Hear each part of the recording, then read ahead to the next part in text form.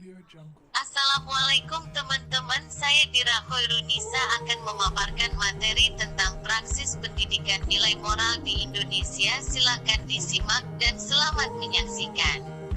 Baik, di sini saya akan memaparkan dua materi, yaitu yang pertama, perkembangan PNM di Indonesia, mata pelajaran sivik, pendidikan moral Pancasila, pendidikan Pancasila dan kewarganegaraan. Yang kedua, pendidikan kewarganegaraan sebagai pendidikan nilai moral. Perkembangan PNM di Indonesia dalam mata pelajaran sivik, yaitu secara historis, mata pelajaran sivik untuk pertama kalinya diperkenalkan di USA pada pertengahan tahun 1880-an. Sivik dimasukkan ke dalam kurikulum selama abad ke-19 ketika sebagian besar orang berimigrasi ke Amerika Serikat yang berasal dari benua Eropa.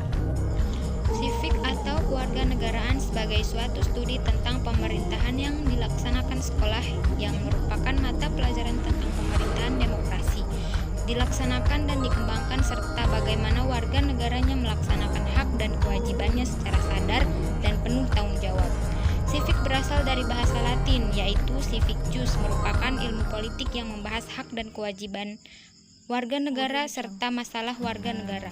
Dengan demikian, sivik membahas tentang persoalan warga, khususnya mengenai hak dan kewajiban warga negara dalam suatu negara.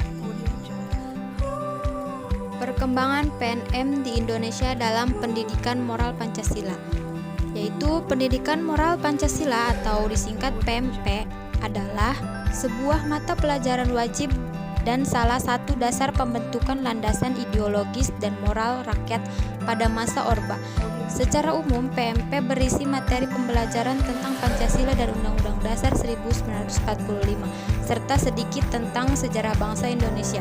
Pada awal reformasi, PMP diganti menjadi Pendidikan Pancasila dan Kewarganegaraan atau disingkat dengan PPKN.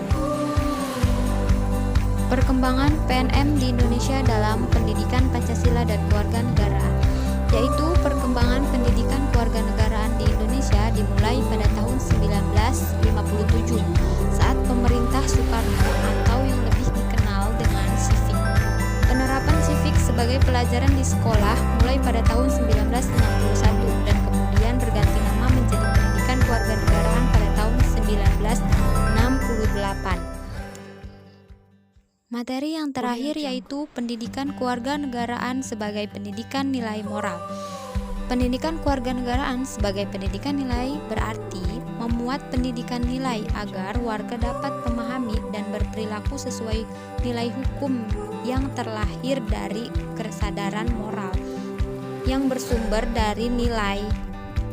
Terima kasih buat teman-teman yang sudah menonton video ini. Semoga bermanfaat. Kurang lebihnya saya mohon maaf bila ada kata-kata yang salah atau kurang jelas.